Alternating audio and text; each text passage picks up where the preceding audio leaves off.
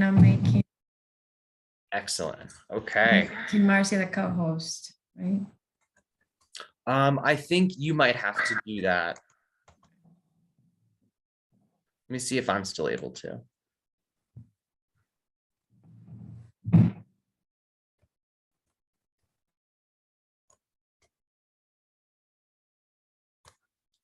I think you might have to make her the co-host, Yahira.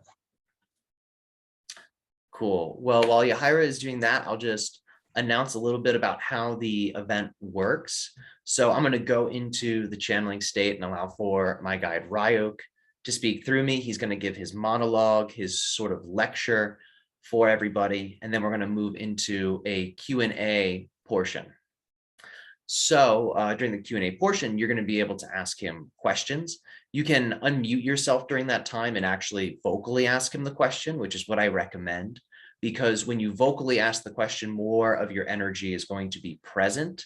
Therefore, he can read more into you and can scan your energy a little bit more deeply. So if you vocally ask your question, it's likely you're going to get deeper answers.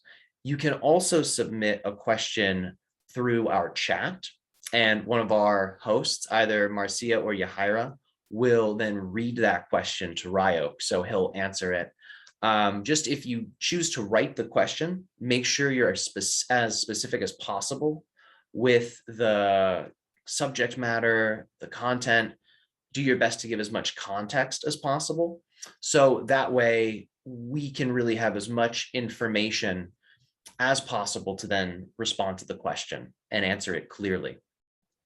So if you choose to type up your question, just make sure you're specific and you are providing all context for the subject matter.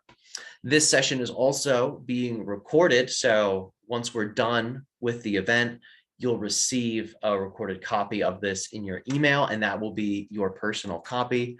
I ask that you keep those private because we will eventually be selling the recording. So I appreciate y'all being here and that we get to have this space. So I'm just going to check the chat before we begin, see if everything is going smoothly.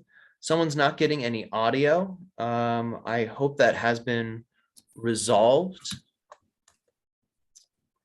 And let's see.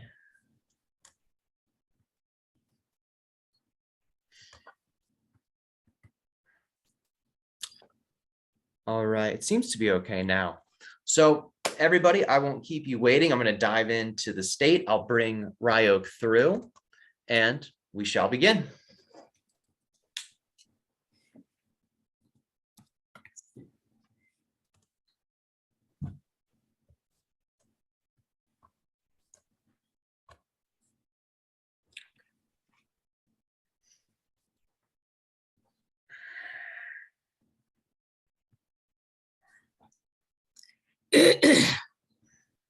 Oh, 1 second. Before we start, somebody is super unmuted.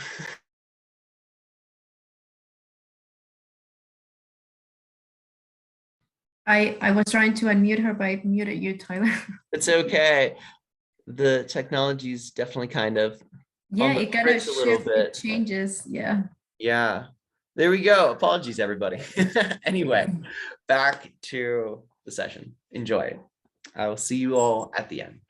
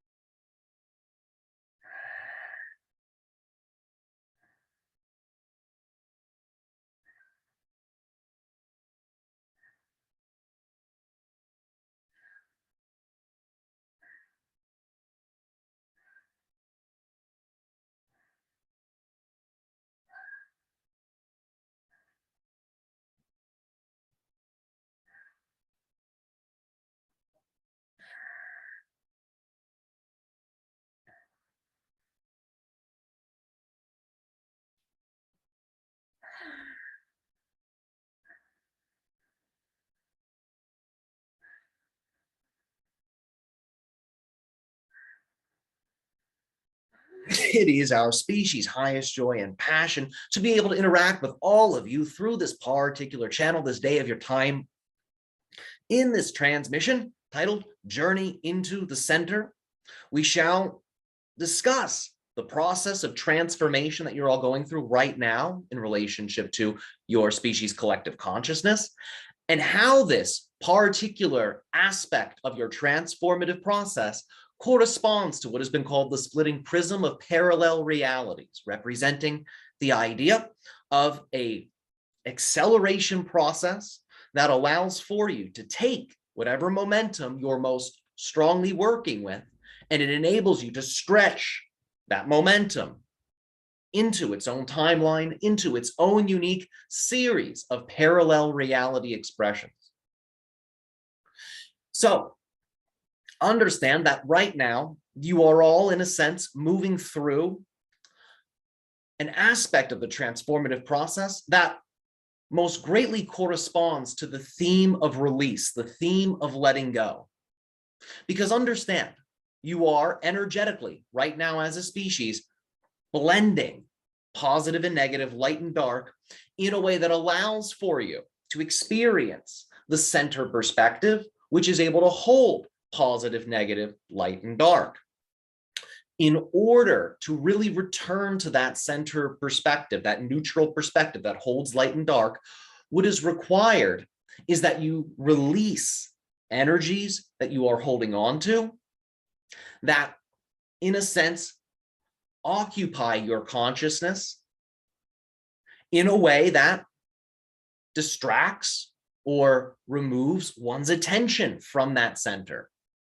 There are certain energies that, when are resonated with, can, in a sense, block one's awareness of this center. In other words, there are some energies that, if are interpreted in a negative way, can obfuscate the awareness of one's true core, one's true center.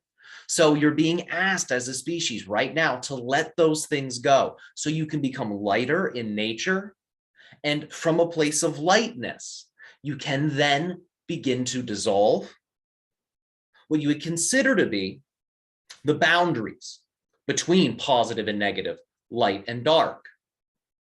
When you are aligned with the neutral center, not only do you become lighter in nature, but you develop the ability to dissolve boundaries that, in a sense, represent the borders of different realities.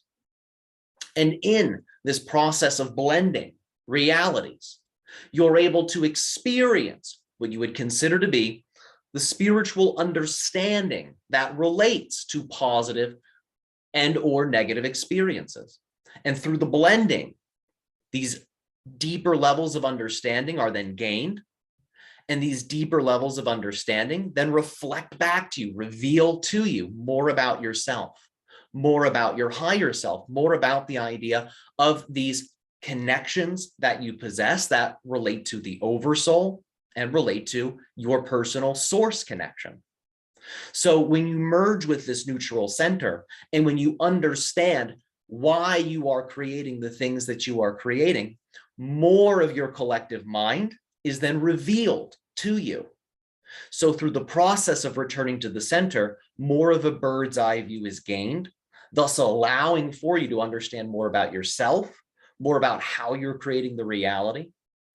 And as a result, you begin to understand more about how your personal energy is connecting to the collective. From that bird's eye perspective, you can see many different levels, many different planes.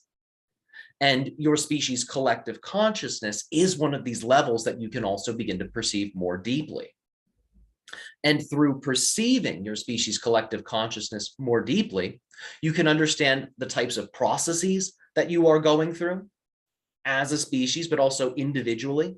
So you can understand more deeply your unique role in that collective process, thus allowing for you to be more of an active participant in your collective process. Because when you understand that relationship of microcosm, the self, to macrocosm, the collective, when you understand that relationship, you can then adjust your frequencies in all types of different ways that then give rise to a very different external reality, collective reality.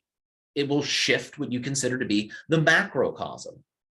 And if you understand the nature of the macrocosm, the outer reality, and the patterns that are present, and there are certain ones you wish to align with, then the idea is to adjust your own inner energies so you can go into resonance with that macrocosmic reality. So the key here truly is allowing for yourself to experience the merging into the center so the bird's eye view can be gained. And from there, you can experience the different momentums of energies that are present both within you in the microcosmic reality and around you in the macrocosmic reality.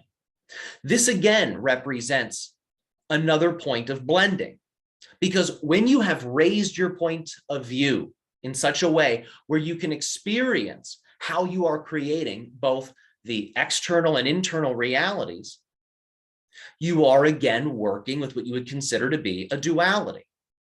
It is more so a trinity because you, the observer, represent the third point, you could say, in that triangle. Light and dark, inner, outer, being the other 2 points. But from that neutral perspective, higher levels are then granted to your perceptions, which then allow for you to experience higher levels of duality or higher levels of trinity. So you can then do that blending process once more. In other words, when you can see both inner and outer clearly, you can bring both of them together as well. You can blend both of them into the center of your consciousness, of your being. And when you have blended inner and outer, you then begin to understand more deeply the aspect of yourself that is both. It allows for you to more easily understand yourself from what we call a fifth dimensional or fifth density perspective. When you can see that you are both the inner and outer reality clearly, you begin to experience more of a fifth dimensional perspective. This is the perspective that the higher self utilizes in particular. So in the meditational exercise that we lead you all through, we shall show you how to blend these polarities, light and dark, positive and negative. And from that blending of polarities, you will experience more of the neutral center. The process of dissolving, the process of letting go will be a part of this, because that truly is the key here that will allow for the dissolving process to happen most effectively. And once you have begun to dissolve into the center, a new level of perception will then be available to you. You'll begin to perceive yourself from more of a fifth dimensional perspective, from more of a higher self level. And from that fifth dimensional level, we will blend the idea of inner and outer experiences. And this will enable you again to understand more about that dimension of the self that recognizes it is both. So that will be the main portion of the meditation. Now, understand again, you are going through a transformative process. And right now, that emphasis is on letting go. So you can be lighter in nature, so you can access more of the neutral center.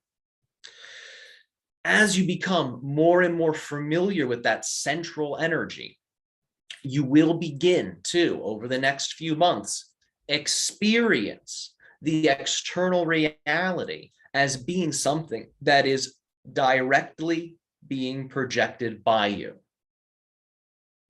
So as you move forward through these months and remain in the center, you will begin to notice that things seem to move around you. Things seem to spiral around you. These may be external phenomenon, internal phenomenon, but what you will find is you remain in the eye. You remain in the center as you choose to be your natural self and align with that central energy. It will feel as if you are in the eye of a storm, So even though things may be moving around, things may be looking chaotic, you will be able to align with that central self, which is unaffected by the idea of the things in the physical reality, because it is aware that the physical reality is a dream. The physical reality is nothing more than a projection of one's imagination through a physical filter. And that awareness will get deeper and more natural. And by the time you reach December, if you really have allowed for yourself to align with these neutral center energies, it will become clear to you that truly what you put out is what you get back. For the splitting prism effect, which will be amplified in the month of December, will create the experience of time accelerating. So many manifestations, many reflections will seem to appear before you somewhat instantaneously, taking their cues from your energy. And as you get into the month of December, that will become more noticeable. And this is done to encourage that you really hone in on your frequency so you can begin to experience more preferential energies within your reality. So by the time you reach December 21st, this will represent a point in time where the unique energy state that you are in, that you have built for yourself at that moment, at that point, will energetically become, let's just say, expanded, stretched, and it will become an energetic theme from the 21st, which represents the winter solstice, and it will stretch all the way into its opposite point in the summer. In addition to this, as you begin to move through the winter season, the energies that you are utilizing during December 21st will, in a sense, become energetically planted like seeds in soil. And when you then begin to experience what you call your spring equinox, these energies will begin to manifest and to appear. So understand, during December 21st, you are stretching your energetic theme, and you are also taking that theme and you're, in a sense, planting it. So over the next seasonal change, you can then continue to experience effects from that energy. So it will appear during that time period as if your world has truly become centralized around whatever energies you have made a part of your center. So the key here really is to allow for yourself again to go into a state of lightness through relaxation, which will allow for you to then blend different energies so you can experience that center perspective. And through dropping into that center perspective, you can begin to then program that center with all types of different energies. Think of your center as your own personal garden. And when you have truly awakened it energetically, you can begin to put different energies into it, which will then allows for your entire body consciousness to resonate with what you have programmed into the center. It will allow for your outer reality to more easily bring to you, reveal to you, these energies that represent more of your preference. So these center energies, because they are neutral, are like a blank slate, therefore can be programmed.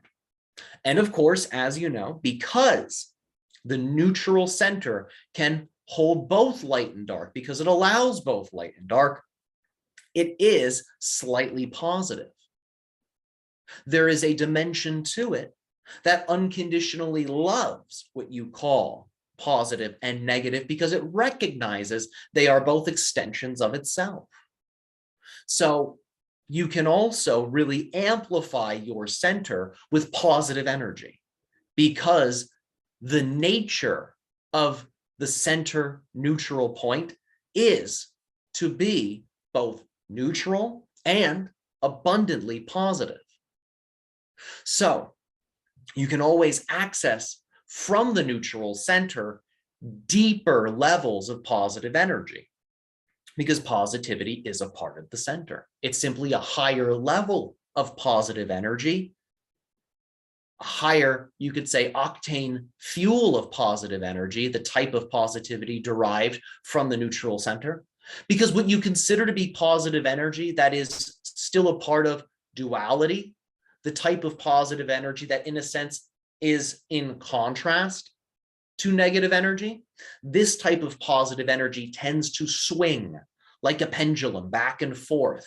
It is a type of positivity that, while may feel good energetically, sometimes can easily, in a sense, reveal or reflect back to someone its negative opposite.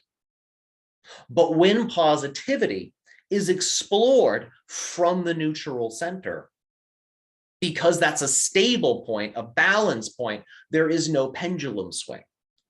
So the type of positive manifestations and experiences that can then be had from that neutral center are more abundant, more stable, and are, in a sense, more resonant with what you consider to be longevity because of that stability. You can, in a sense, stretch positive frequencies and experiences for longer periods of time because that neutral center is stable. So this is another dimension of your center, which we will, in the meditation, assist you all in connecting with. It can be programmed, thus really expanding how you create your experience of external physical reality.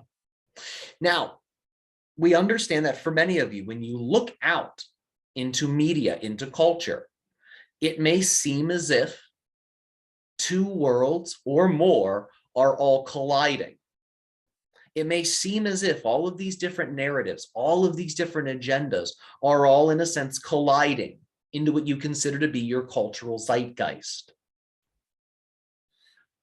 The reason for all of this happening right now is because, again, you are going through that process of bringing everything to the center. So all of these seemingly different stories, narratives, perspectives are all being brought to center stage right now. So you can really, again, like we said earlier, understand the underlying spiritual reason for why that thing is revealing itself to you.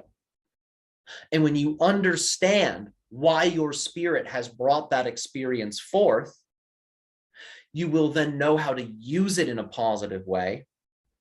So it can then naturally transform into something positive.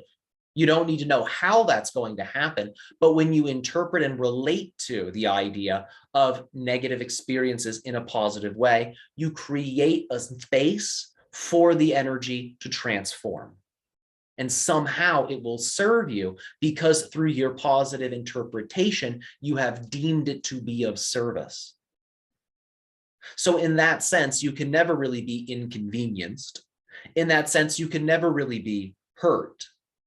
In that sense, you can never really be outside of your power, because in all moments, you have the ability to return to the center, to drop in, to let go of all meaning, of all expectation, and from there to create whatever energy pattern and meaning you prefer to use for your life. This is available to you in all situations. And this really is the key for strategically responding to whatever types of things you cross paths with during this process of bringing things to the center. You may see things that perhaps are intimidating. You may see things that are beautiful. You may see things that represent your wildest dreams. And the idea is to allow for all of these things to flow to you, recognizing that They are all, in a sense, extensions of you. They are all representations of your energy. And through seeing everything as you, through seeing in that way, you again resonate with more of a fifth dimensional perspective. So more of the higher self can express through you. Think of it like this. The two are extensions of the one. So because two, which reflects the themes of light and dark, masculine, feminine, yin and yang, the two, which in a sense seems to represent contrasting things, comes from a unified place. The two represents seemingly opposing yet synergistic properties and qualities of the one.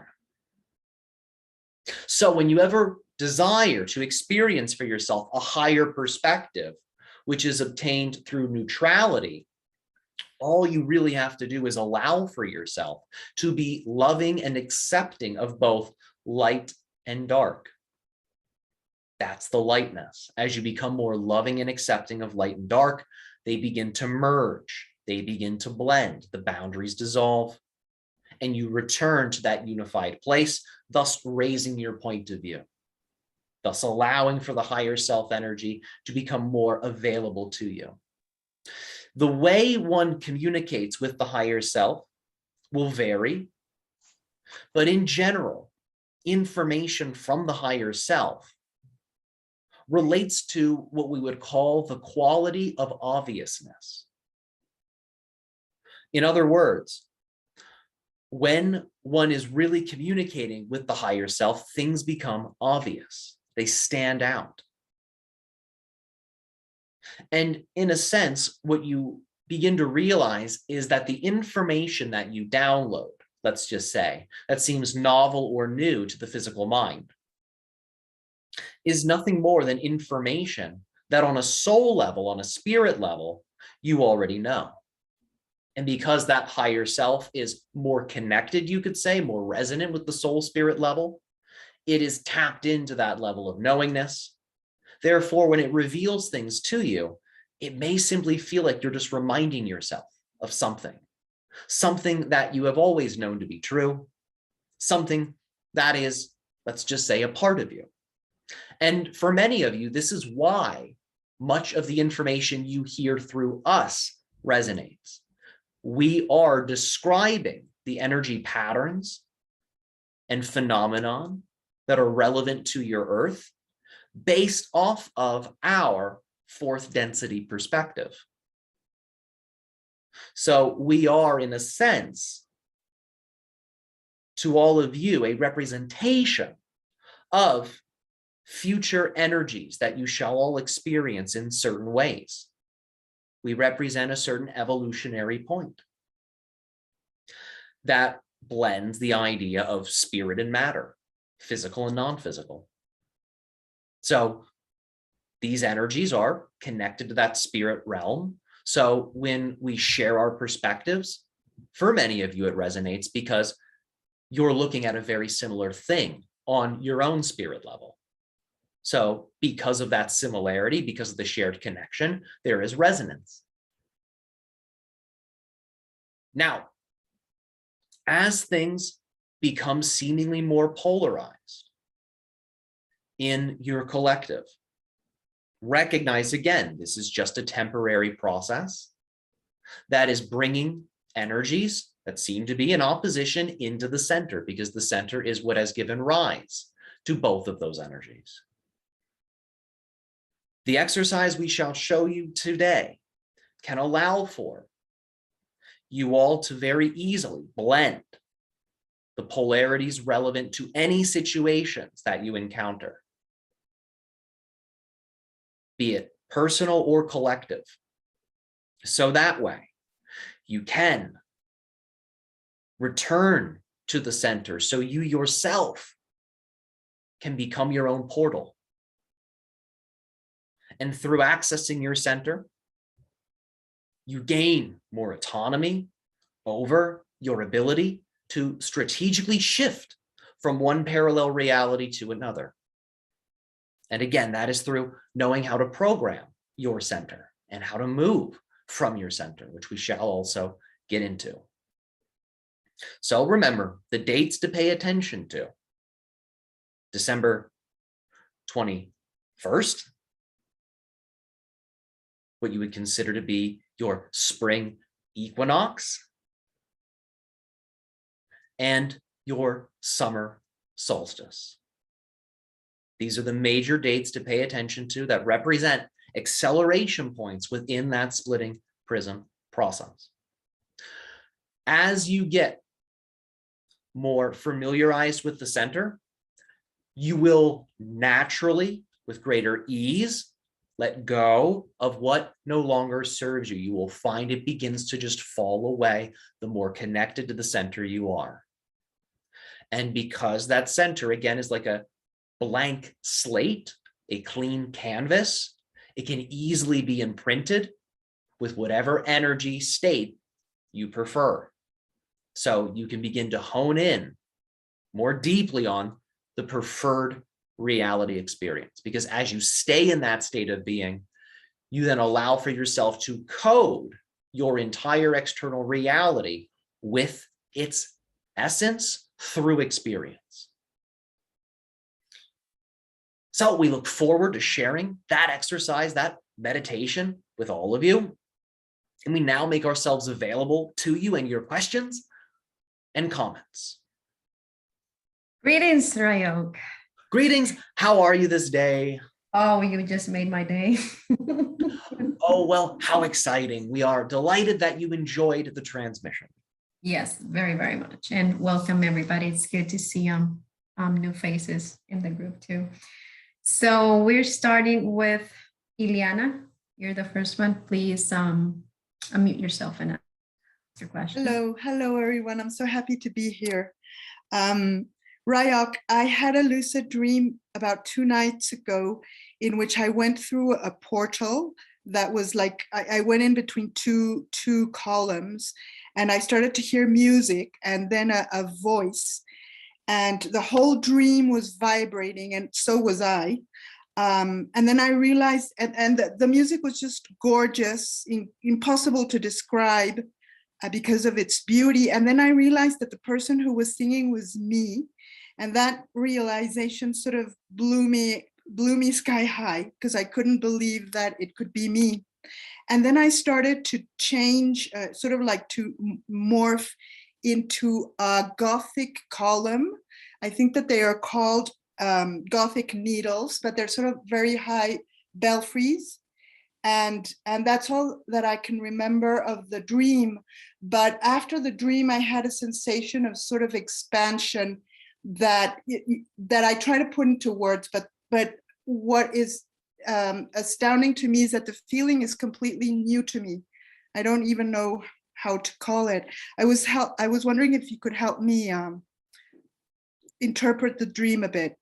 Yes, well, you're experiencing, in a sense, a blending of different phenomenon. On one level, you're accessing more of what has been called the template level. And the way you're experiencing that template level is through a theme, let's just say, that is connected to the experience of what you might linearly call a past self.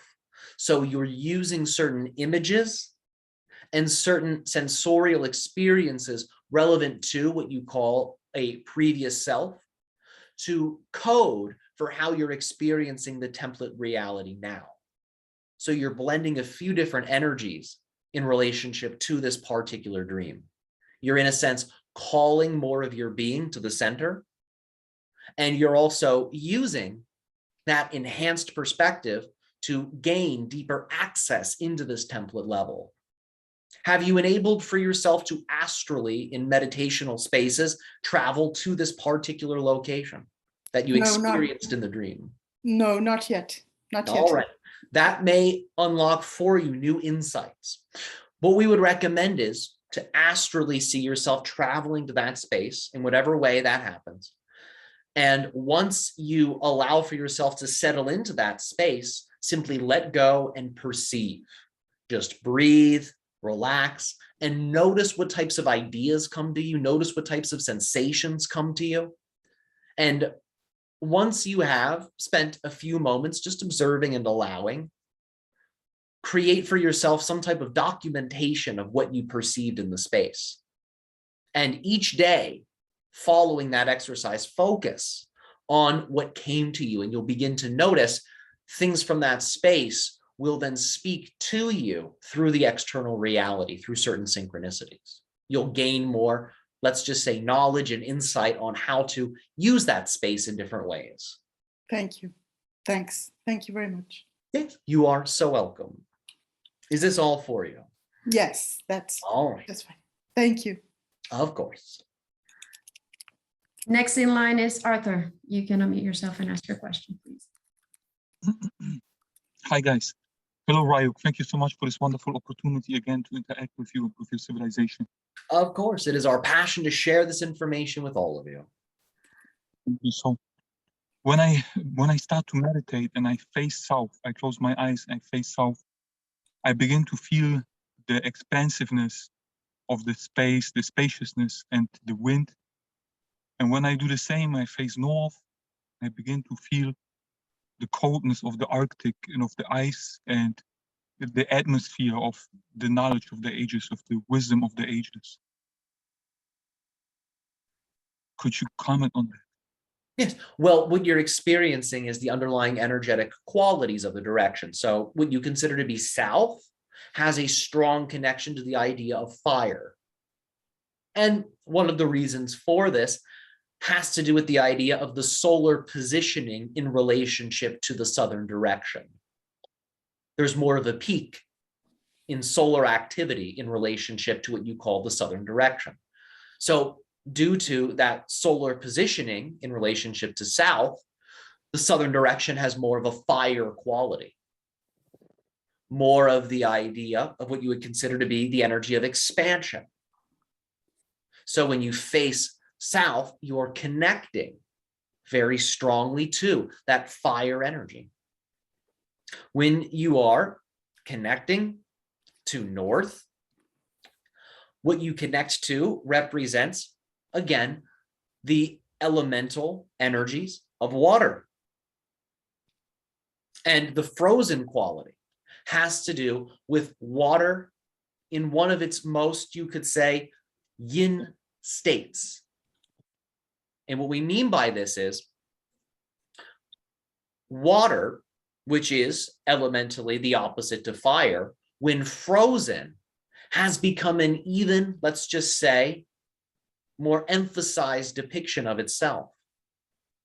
For think about the idea of the polarity. Non-moving in the north, moving in the south. It's another, let's just say, opposing quality. So when you're connecting with north, you're connecting with water, you're connecting with the idea of one of the more extreme versions of water, ice, frozen waters. So these are some of, let's just say, the correspondences that relate to the directions and their energies. And this is one of the reasons why you perceive these directions in these ways. Thank you. Yes, yes, absolutely. Off to you all. Thank you so much. Yes, our pleasure. Next in line is B. You can unmute yourself and ask Ryok your question. Thank you so much. Hi, everyone. Thank you, Ryok, for this opportunity once again. Absolutely. You mentioned recently that there will be another lockdown in December. Could you say more about this? Please repeat your question. You mentioned recently that there will be another lockdown. We did not mention anything like that, no. Right. Okay. Maybe I had it somewhere else. Okay. This is not something we have shared. Okay.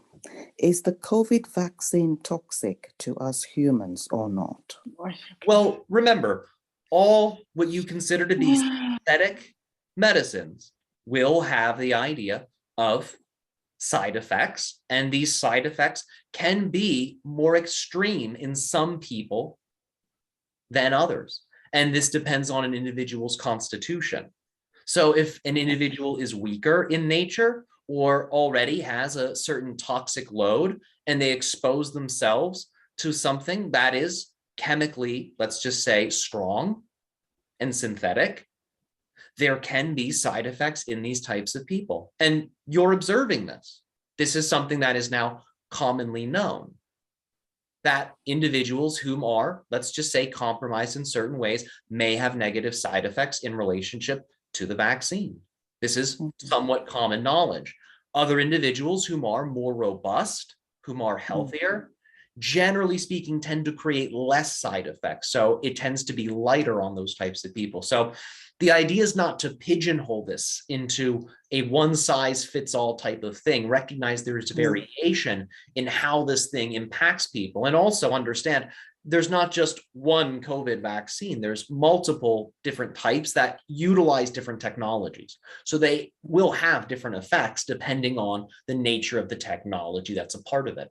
So we encourage you to remain open, discerning, and to recognize that there's many different ways these things can unfold. Allow for yourself to have that freedom in your perception to see things in ways that transcend, again, duality, black or white, good, bad, positive, negative. Become more multidimensional, even in the face of things that look polarizing, so you can really understand it multidimensionally. So again, you can receive the deeper insight behind it, so you can ultimately move on from it. Does that make sense? Yes, it does. Yes, it does. All right. I have another question. All My right. maternal grandmother was said to be a powerful shaman. Is she working with me spiritually? Yes, yes, you have a deep connection to her. Have you allowed for yourself to call her in whilst you are in high vibrational spaces, to invite her to work with you in a certain way, in a certain exercise or context? Yes, yes, I have. Could you give me an example of some of the work or what she specialized in? Well, there's a few different things she can assist you with, but we'll speak about one, and this will likely reveal to you a few other ways in which she can work with you. In relationship to astral journeying, this is something she can absolutely assist you with. Okay. So the idea would be to simply imagine her around you in whatever way that appears, and simply imagine that you take her hand and walk off with her into a particular direction, into some type of journey. Okay. And what you will find is you can begin to, in a sense, adventure with her into the astral realm in a way that is guided by her. So there are all types of different experiences and things that she can show you, not just about the astral realm, but about herself, about you, and perhaps about different ways the two of you can work together and collaborate together. Wow. Wow. Just one last question. All right. Why do I have a phobia of insects, especially spiders? There's a few different reasons for this. Evolutionarily speaking, many of you, let's just say, on an ancestral level, make a connection between what you call spiders and insects that look threatening and what you would call the archetype of predator. So many of you see these types of creepy crawlers as predatorial types of beings. Now, they can take on that dimension and dynamic, but again, things are multidimensional, so they can relate all types of different things back to you. So when you see them, you can remind yourself that they are, again, just another extension of you, and you don't have to relate to them as predator or prey. You can relate to them as equals in that way, and that can neutralize the relationship. There are also certain, let's just say, reflections of insect beings that occupy other realities.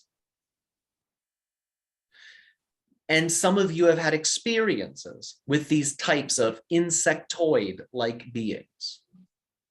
And some of those experiences can be similar to having an experience with the grays. It can be somewhat uncomfortable.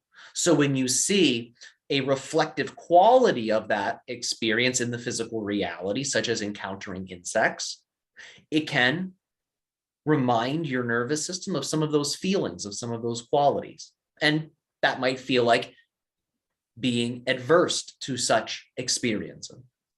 Does that make sense? Yes, All yes, right. yes, All it right. does.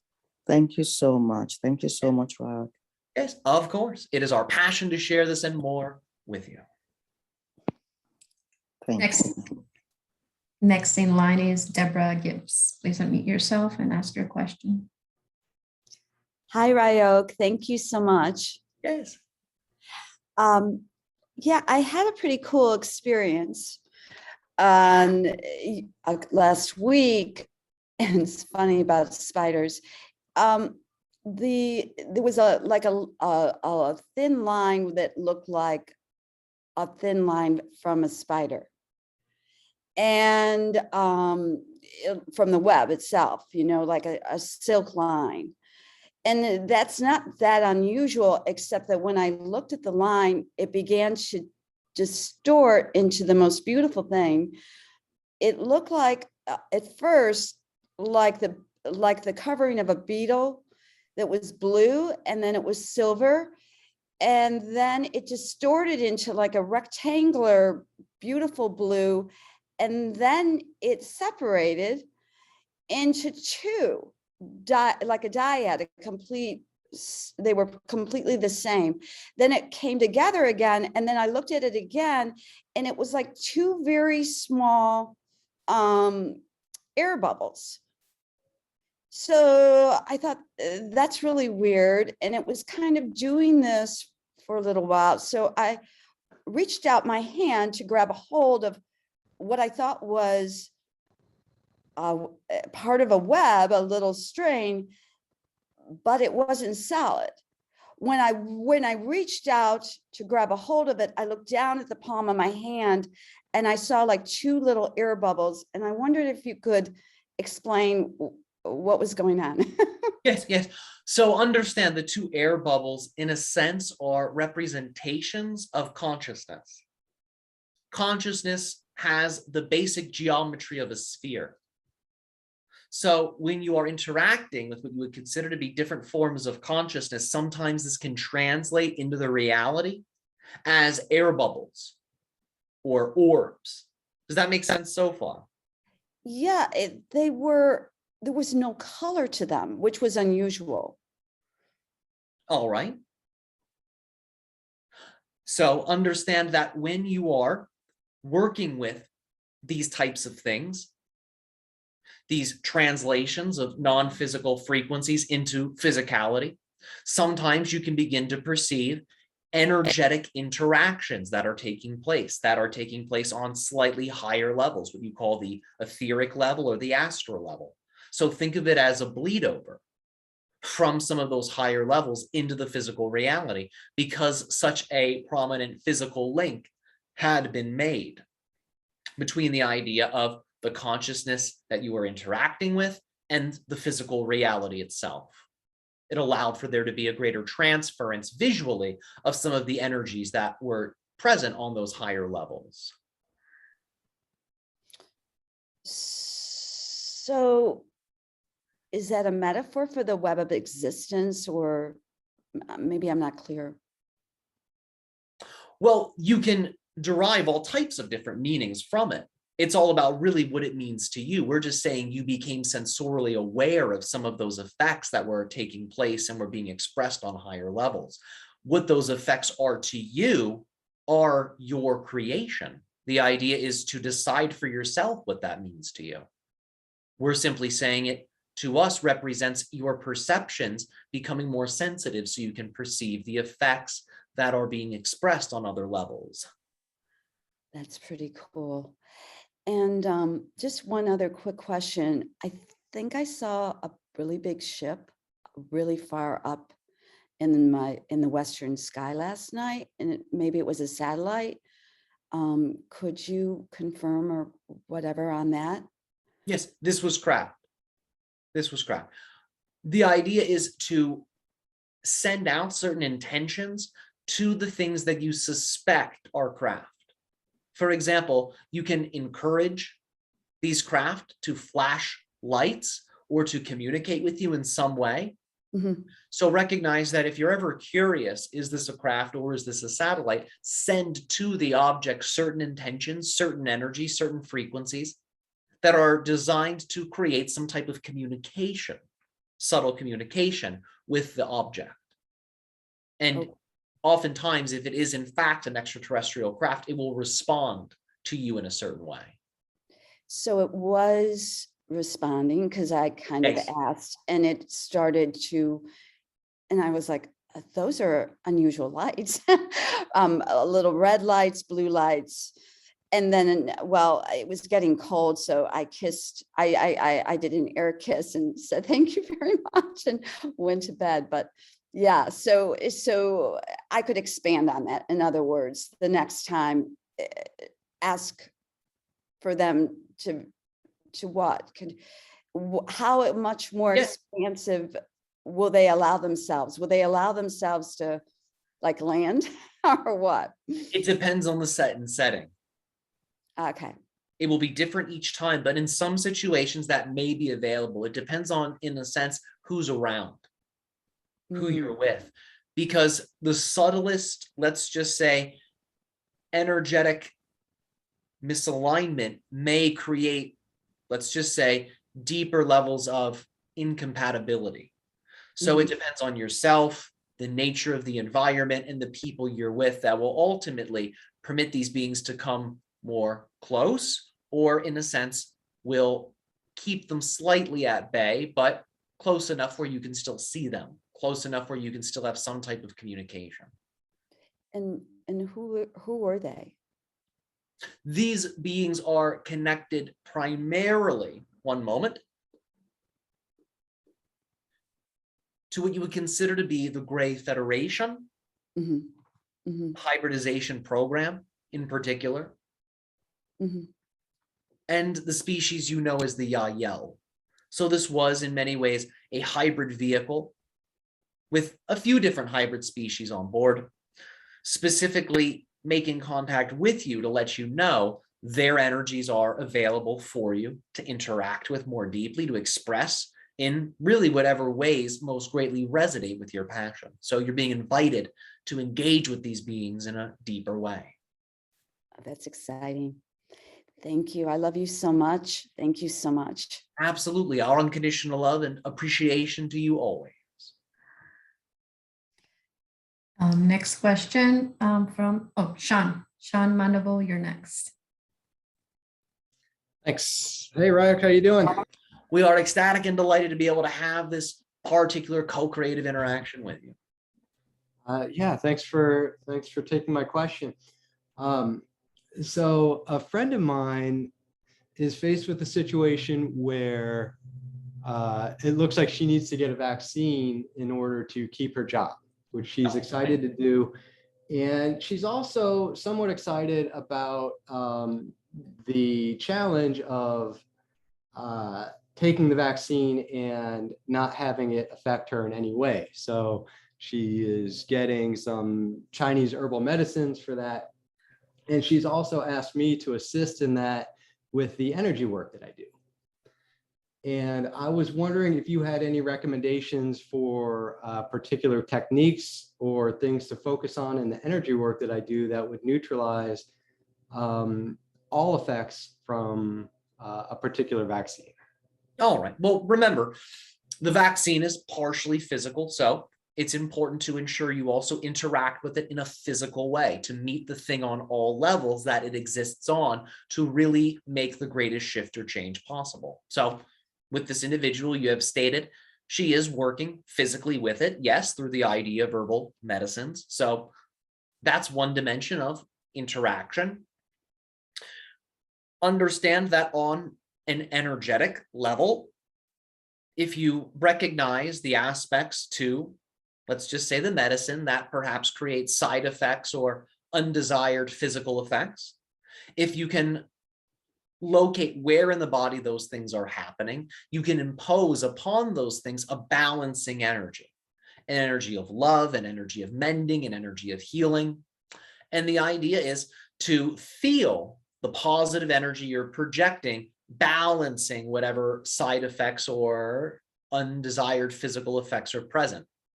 And once you have felt the positive energy, really neutralizing that area, the idea is with your breath, guide that energy out of the body.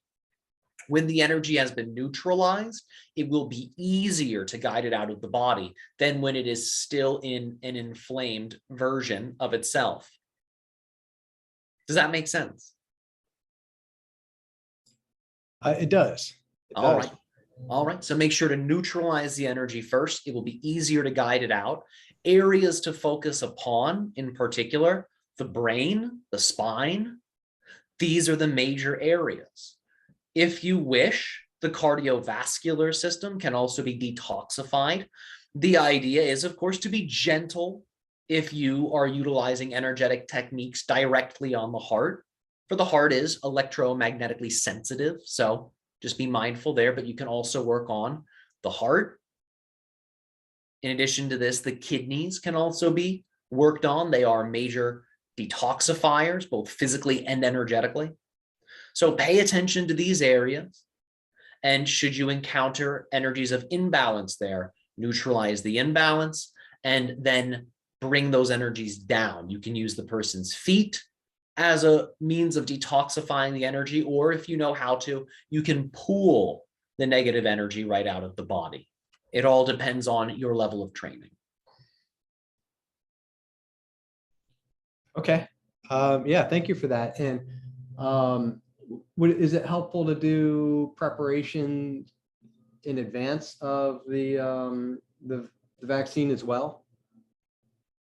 Well, yes, absolutely. So that way, again, the person's energy can be more robust. Thus, they are likely to tolerate the medication in a greater way. So yes, of course, that is very important to make sure that preparations are done, because that experience is a physical challenge. So it's important to make sure your body is capable of handling physical challenges if you're going to expose yourself to one. Mm-hmm. And the same goes for after having received it as well. Allow for yourself to nourish that version of you. So that way you can also ground the experience in a balanced way. Right.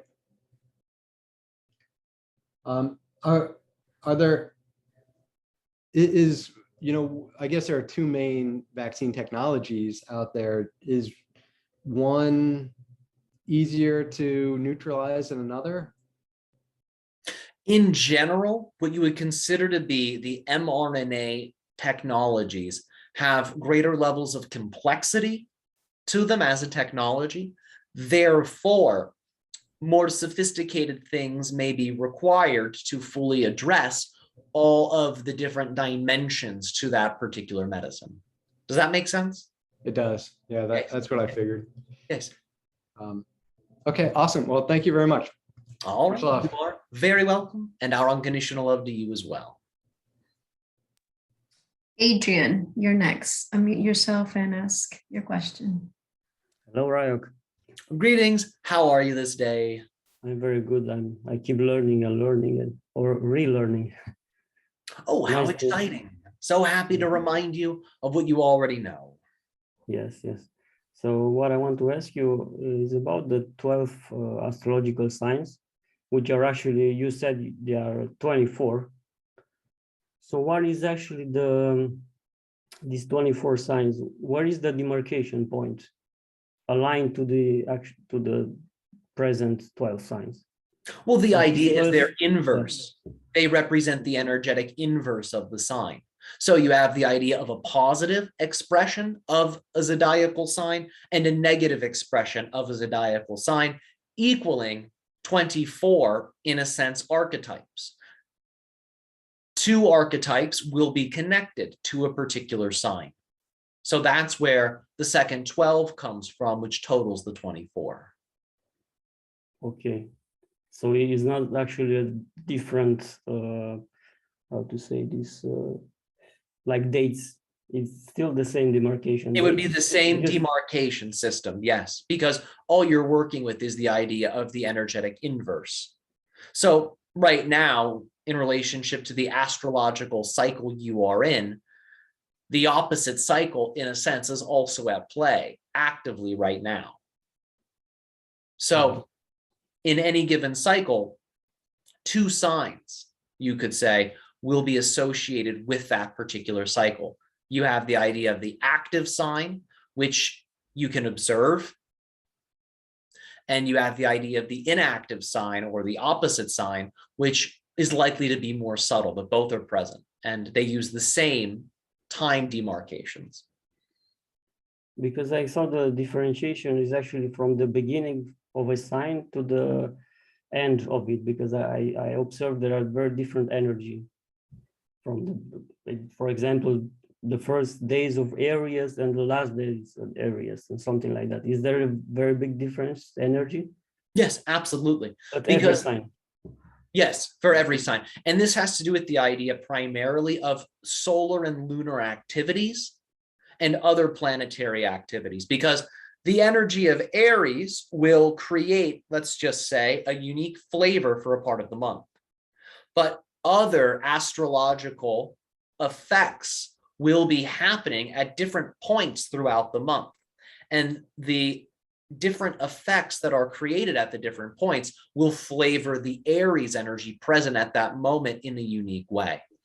So Aries will, in a sense, be a flavor, a certain level of presence for whatever occurs during the window of time where it's very active. And it will also interact and uniquely act as a flavor for different astrological events that are a part of its time while it's active. Does that make sense? All right, almost, but I will review that. So I will ask you again another subject is about the saliva that you have. As I understand, it stores a lot of energy. Yes. So is it better, like when we make sport of any kind of movement, is it better to spit it out or just to swallow it? For saliva in general, ancient cultures on your planet would swallow it. They would charge the saliva with energy, with color, with light, and they would then gulp the saliva or swallow the saliva down so their digestive systems could then absorb that intention and that condensed energy. So in general, it is advised to consume one's saliva if you are practicing the charging of it. All right, and also under the tongue is also the toxins are releasing there. Is that correct? Yes, that represents a drainage point. Yes, absolutely. Energy drains down from that location. So there is not actually the saliva itself. How this relates, the toxin under the tongue and with the saliva? Well, the idea is when you allow for the saliva to gather in the mouth and you chew it or swish it or breathe into it, toxins over time through working on the saliva within the oral cavity will begin to descend down through the idea of the oral cavity, the area beneath the tongue, and will go down into the lymphatic system and to a certain extent into the bloodstream for detoxification. So there are many exit points, you could say, near the bottom of the oral cavity. And when the saliva is processed in the mouth, is charged in the mouth, those toxins will descend downwardly and will leave through those areas. All right. Yeah, very interesting. Thank you. Thank you very much, Ryan. Of course. Leonila, you're next. Please unmute yourself and ask your question. Thank you. Thank you. Can you hear me? Yes. How are you this day? Good. Thank you so much. Thank you so much. I appreciate so much what you teach us. Yes. It makes it hard to yeah. My question was, but I think you explained a little bit in the monologue. We're supposed to, some people might have certain encounters, city encounters after 2023. And I was wondering what will change? What will happen from now till 2023 that will make that possible? All right, well, understand as you move into your year of 2022, you are moving into an energy that relates primarily to the heart. So you are going to be accessing within your own energy structure more heart-centric energies, more energies of love, more energies of joy. Because again, as we have said, right now you're all moving towards the center, and the deepest, most expansive expressions of love and joy are connected to that center energy.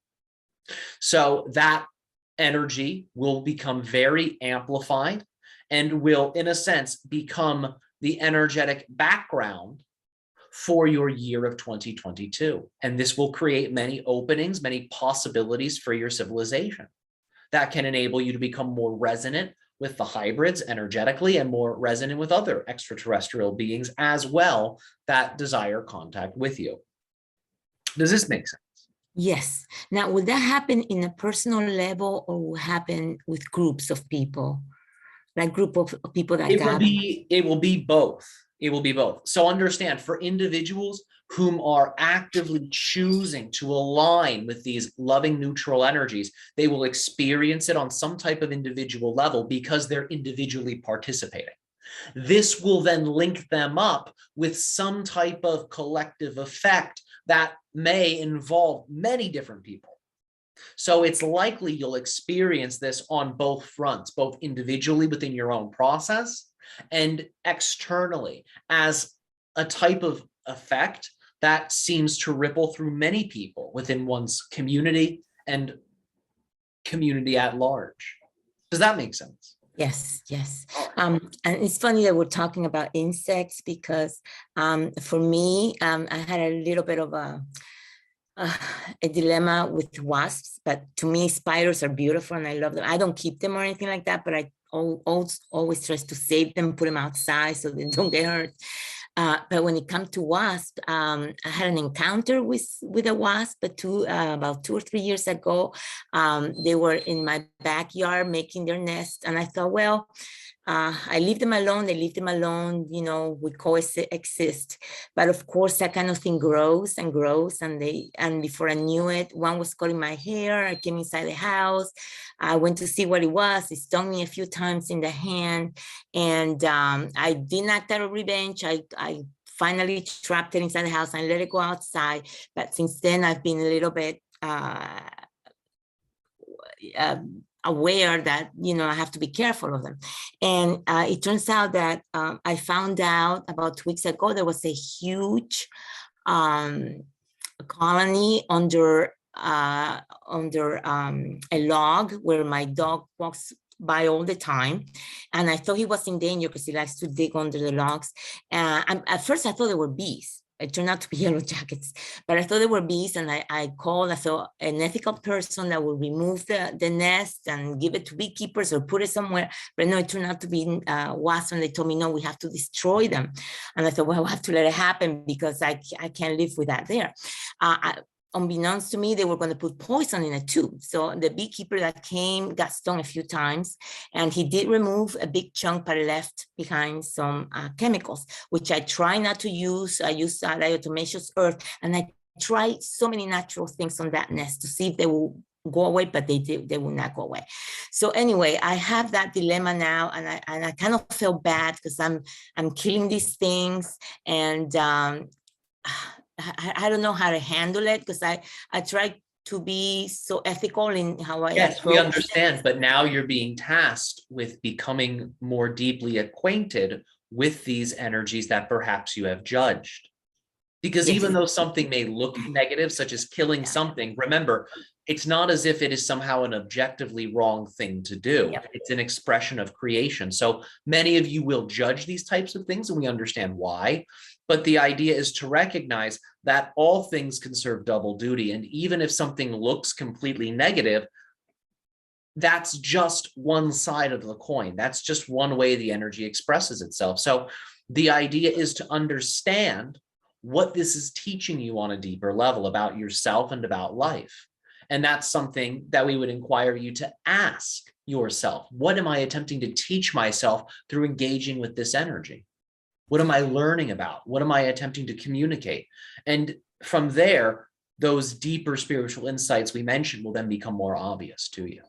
I guess I don't, because I try not to speak with other people about negative things, but it did, unless something I want them to be aware of in food or something like that to my family. Most of the time they ignore me, but anyway, I put it out there because if I know something can be harmful, I feel I have to share it, and then I accept their decision. But I guess inside I was judging the use of chemicals and the people that use, you know, chemicals and things like that. And yeah, I have been judgmental, and that came to me that I did realize that ago, but I thought I was speaking with you and see, you know, if there was something else. I recently found a great way, because I kept going into myself, what can I do? How can I take care of this with natural things that I don't have to use poisons, and at the same time feeling a little guilty that I had done that. And something that I also have to deal with, any type of guilt feeling, so I didn't do things perfect, things like that. I know that's another insight that I have to deal with. But I came across accidentally, which of course wasn't an accident, these fake wasp traps that we can put around our houses that makes them seem like there's a colony there, so then they don't make a colony there. So I thought that was a great sign. That was a great thing that came to me. And I thought, oh, that's wonderful. That I don't have to, you know, feel bad about killing anything. And at the same time, I don't have to put poison. So hopefully that will work and that will be good. So so that's what I'm dealing with. Yes, and through the idea of neutralizing the judgments around chemicals, you opened up for yourself another way. Yep. And that's the key. Allow for yourself to be multidimensional in how you look at these things. Don't see things as just black and white. The more multidimensionally you can see something, the more accepting you can be of that thing. And through acceptance, more opportunity and possibility then emerges. Well, how I'm handling, sometimes I don't watch the news. Sometimes I see the little headlines. I sometimes click on something, but usually just to have an idea what's going on, a flavor, but I don't really dive into it because I know I get sucked into it and all that negativity comes, you know, pouring out. So I try to stay away from that.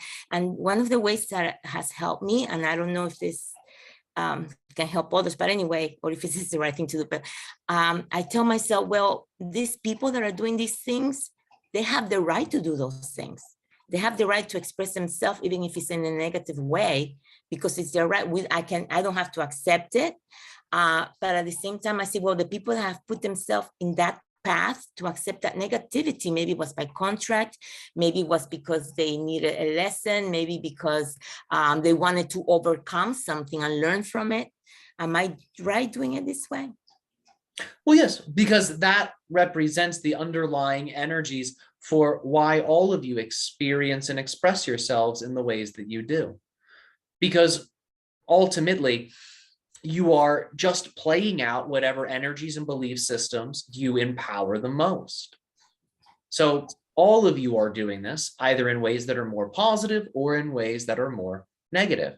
But when you begin to recognize that everyone is simply doing the best that they can, and that everyone is simply expressing themselves in whatever way they believe they need to, then you can create more of a compassionate field, a compassionate center perspective that allows for all people to be where they are at. Yeah, that's what I was going to say. I learned a long time ago, and at first I rejected it. I read from this teacher. He had said, everybody ultimately is doing the best they can. And at first I rejected. I was, how could he say this? You know, I learned so much from him. And of course, and with time I've gone to understand, yes. And this what keeps me balanced a bit and more understanding of other people is like, yes, they are doing the best they can with their background, what they came here to learn, everybody is doing the best they can. Yes. And in recognizing this, you align with the quality of natural perfection that is behind all things. Great, beautiful. Thank you, my love to you. I love you all so much. Thank you, thank you. As well. Thank you. Kim Trin, you're next. Unmute yourself and ask your question. Hello, Ryok. Greetings. How are you this day? I'm great. Thank you. Happy to talk to you. Hey, so excited to speak to you in this way as well. My home is a regular venue for plant ceremonies. And I was wondering, what is the energetic impact on my home from all these ceremonies? It allows for many portals to other worlds to be present within the space.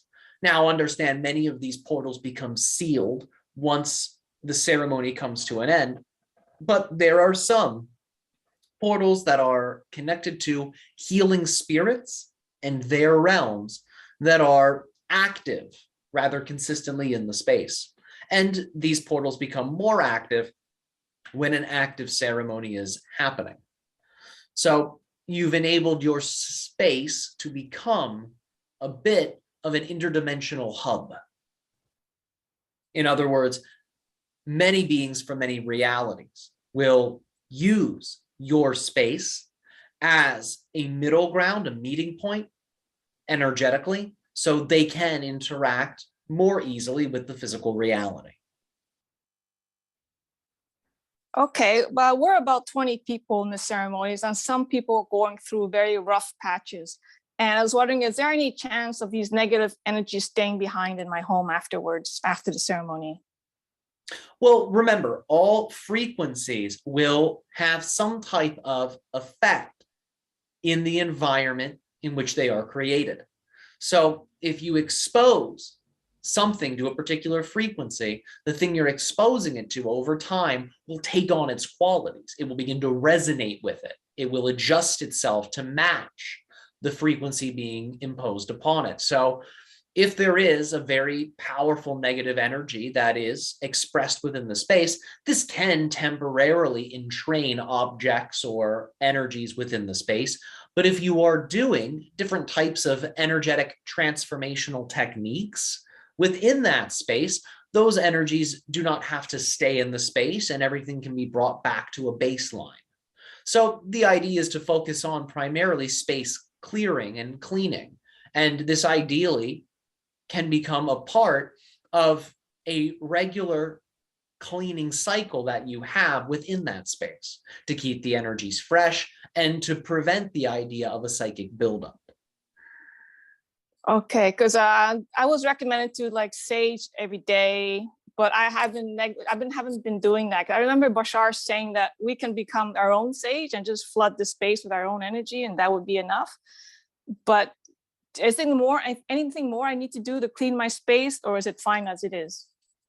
Well, remember, it's going to be different each time depending on the type of work that you do in the ceremony. So instead of creating the idea of a blanket treatment for your space after a ceremony, stay open to the different subtleties and really understand the types of energies or tools or permission slips your space may be asking for. You may find it will actually be different from moment to moment to moment to moment to moment. So burning something can be very powerful because it's a physical thing. And when you utilize physical things to shift frequencies, the effects oftentimes are more, let's just say, expansive and all-encompassing, because the physical represents the foundational level. All of the other levels are built upon the physical. So when you make an energetic shift through burning something on the physical level, you're immediately impacting all of the levels above it. So that's one of the reasons why saging is encouraged, because it is a physical type of energetic shifting.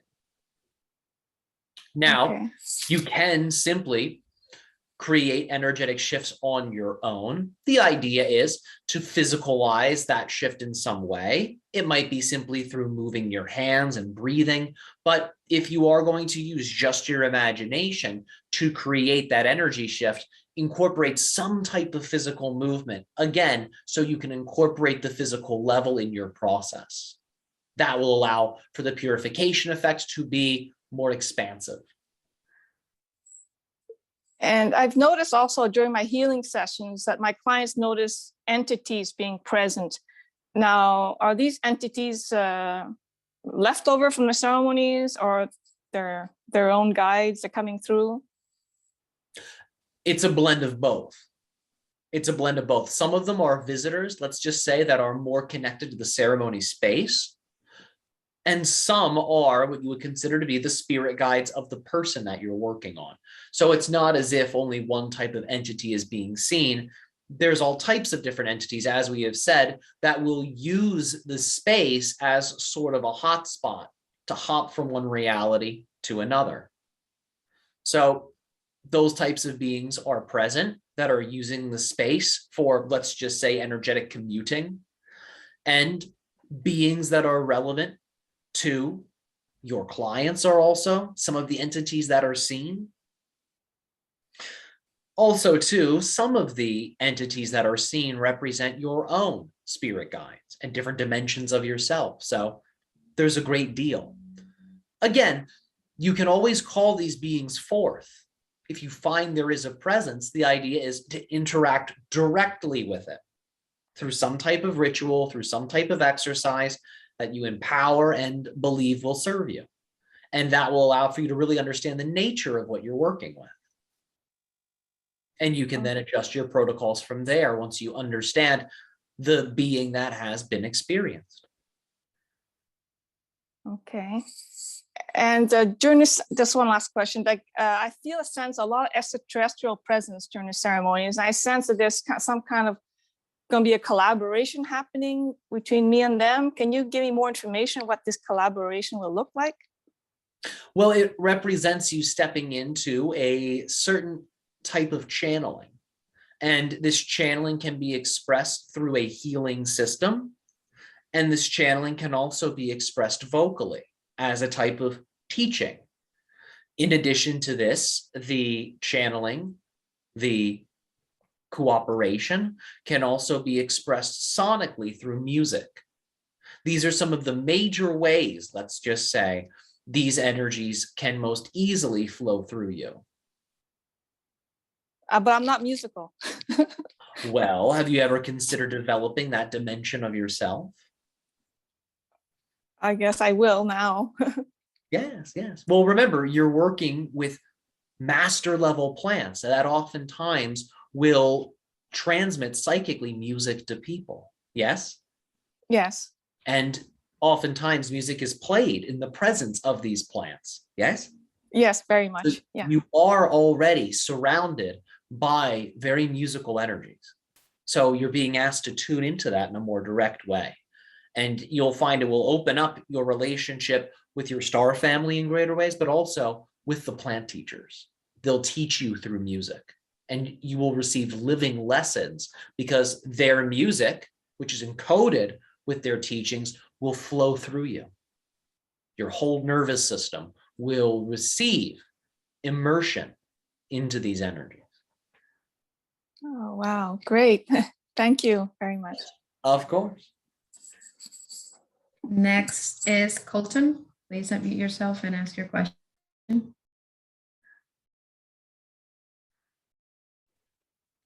Hello, can you hear me okay? Yes, yes. How are you?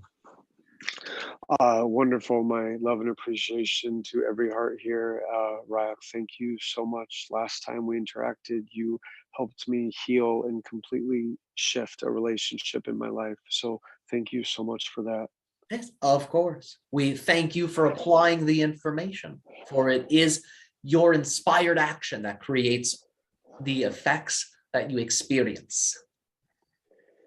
Yes, yes. And your opening was so already transformative and healing for me about being non-polarized and coming back to the now. And since last we have talked, I had the connection level of this one being that I love, Sophia, and my hands were like her claws, and I could see through her eyes.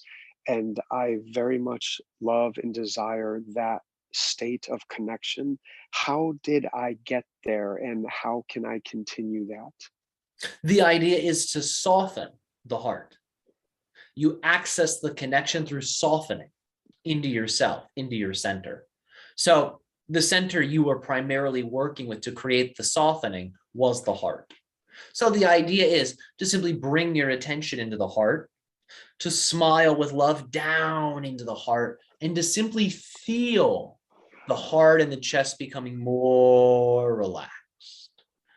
Focusing on the feeling of simply relaxing, dissolving, diving in to the heart center, as if it is a pool of light that you can dip into and sink into. This type of energetic relationship with your heart center can allow for you to experience that type of connection, because really your heart energetically is the communicator for your body. It is the heart that will take intentions and expand them through the different networks that you're connected to.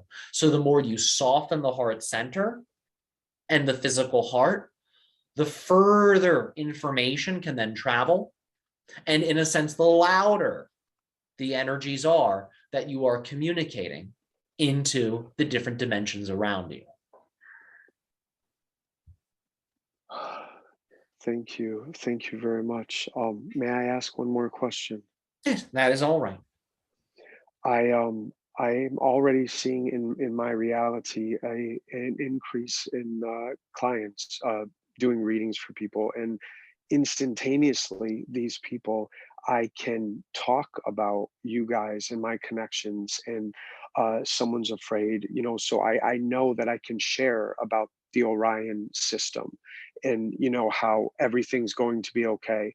How can I more how can I develop staying in that place of just being able to speak your guys' message? Well, the idea is to allow for yourself to remain playful and to remember that our perspective is just one. It is just an idea. It is both as real and as unreal as all other ideas available to you. And when you begin to see all ideas as just filters, ways of looking at the reality, ways of flavoring the reality, you'll begin to see our perspective and all perspectives available to you as weightless, as empty, as neutral. So you can select them when needed. You can pick different ones up. You can put other ones down. So you can be fluid and flexible in your point of view. So you can apply new meanings in all situations that you encounter, because you can continue to evolve your perspective in many different ways. So through experience, through applying positive meaning, through using a positive filter, and then gaining experience with it, you will then educate your consciousness so you can develop even more preferential meanings and ways of relating to the reality.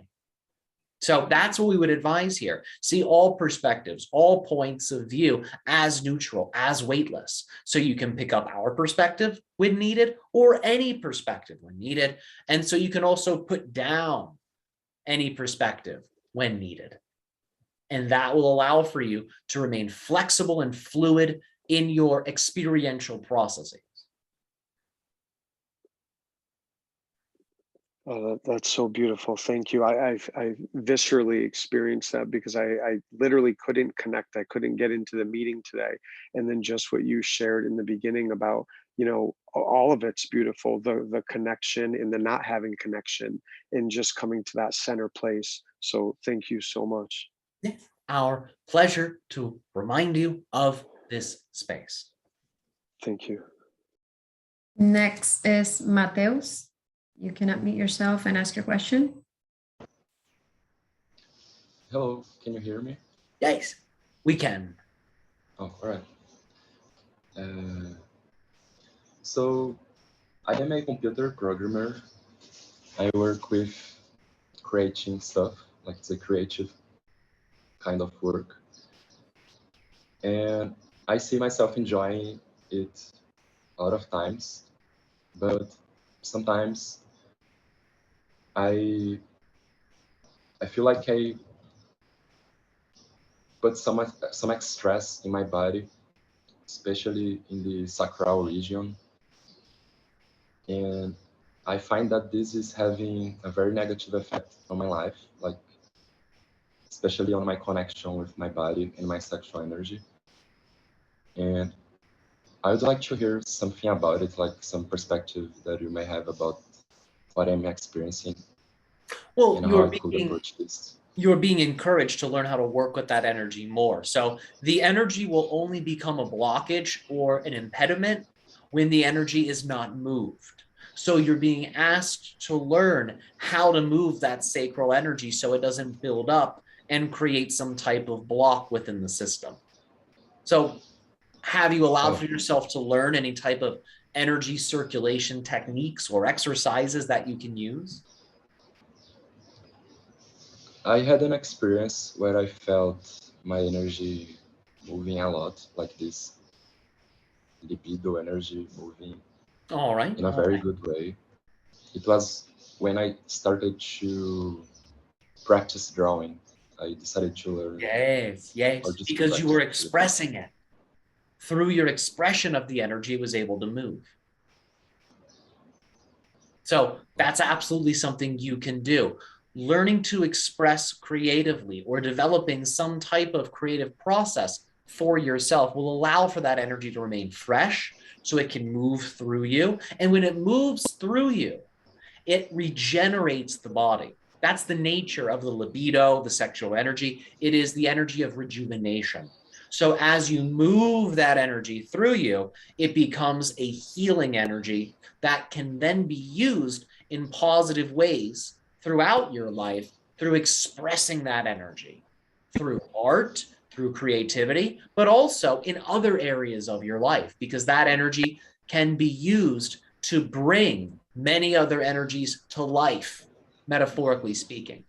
It can give life, fresh life, to many other types of energies that you can use to create different phenomenon in your life. Oh, that was very nice to hear. Yeah, thanks. I had recently an experience with cannabis where I felt very alien sensations, like I could not breathe very well in that moment because I was facing a kind of blockage, but I still, every time I smoke weed, I feel like I have a lot of deep understanding about things that I already know, but when I am in that state of being, I can kind of visualize it, how this thing works. And I think it's not a question, I'm just sharing that the beginning of this transmission, I was impressed by how I have kind of received this message in an experience I had. Like I could see like the idea of how our beliefs and definitions create the boundaries of the possibilities of what we can live, and how dissolving things like taboos or things that we usually reject can allow us to expand our possibilities into other realities that we would not merge with. Exactly, because as you release judgment, you open the door for possibility, and that possibility will include in it healthful, harmonious expression of energy. So all situations can then realign. When you remove the judgment, you create the space for a situation to more easily align with source, thus allowing for all situations that you encounter to become more fluid and open to positive change. So that's ultimately up to you. Something like cannabis can assist you oftentimes in relaxing those judgments or biases. So for some of you, plant teachers like this can assist you in dissolving some of those boundaries. The key is to ultimately learn to do that dissolving yourself, and you do the dissolving again through letting go of the judgment. That's what allows for things to blend and merge. And from there, a transformation can then occur that is guided by the energy of your center. All right. May I ask you just to repeat what you was talking about inflammation and water? Because I had to disconnect from the meeting at that moment, and I couldn't hear. It's my last question. Please repeat the question for us. All right. What was your explanation about the relationship between inflammation, the idea of inflammation, and the idea of how water, when frozen, has some kind of expression that is more essential, I think. I don't remember. Yes, the idea of frozen water representing more of what you would call that negative polarity. Negative not representing the opposite to good, negativity simply representing a contracted inward expression of energy, positivity representing more of an outward expression of energy. So water in this instance would represent, in terms of polarity, more of a negative type of energy.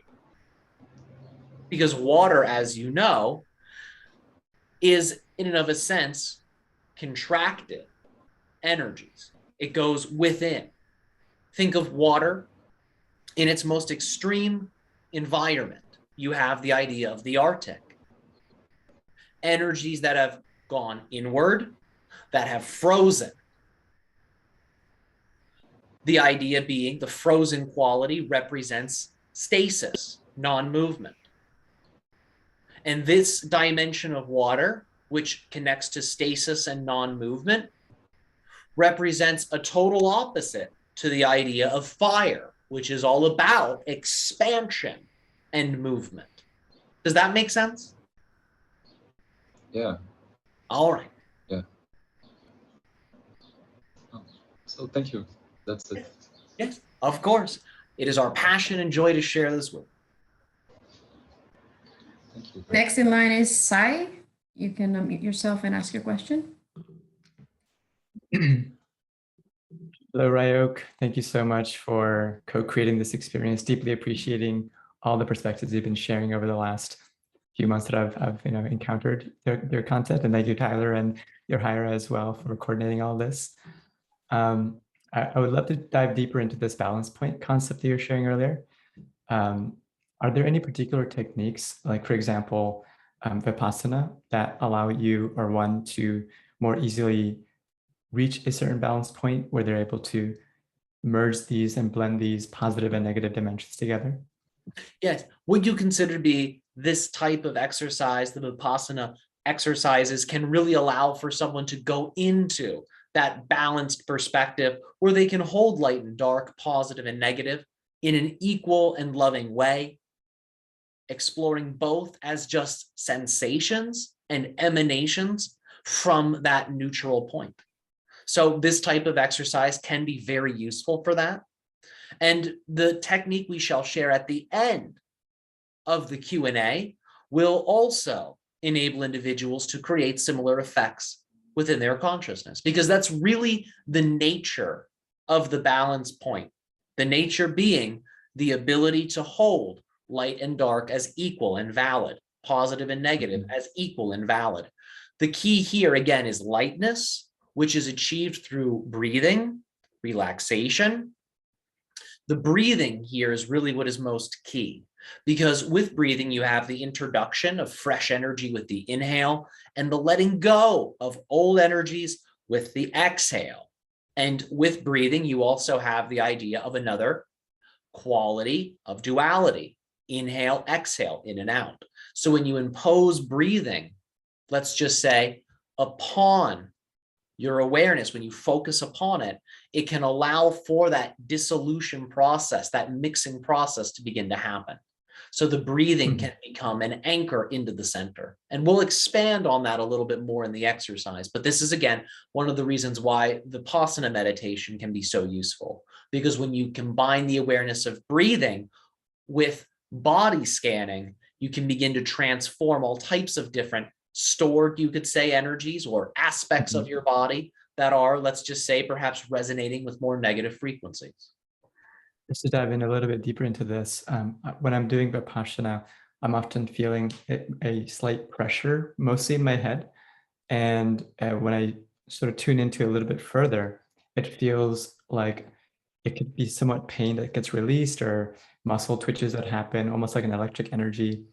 I'm not exactly sure what it is, but it comes up and I continue to go deeper into it. Do you have any sort of insight on that? Well, the idea is to allow for yourself to become aware of the pressure in the head, feel the sensation, breathe into it, and understand that as you breathe into it, it will begin to move. The breath will impart what you call life force into the sensation, which will then guide the sensation to other aspects of your body.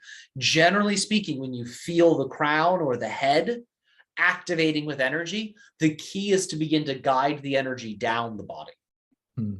So that way it doesn't build up at the head, but you are being invited to use the energy of the upper centers to nourish and inform the energy centers that are lower in the body. So focus on breathing into this energy and then learning how to guide it downwardly, and simply bring it to any space in the body that feels like it could use the energy of the upper centers. It makes perfect sense. Thank you. Yes. On the topic of recently you're sharing the different dimensions, or rather densities of reality, I would love to better understand the relationship between the astral realm and these densities. All right. Well, recognize that the astral realm primarily corresponds with what you call high fourth density and fifth density.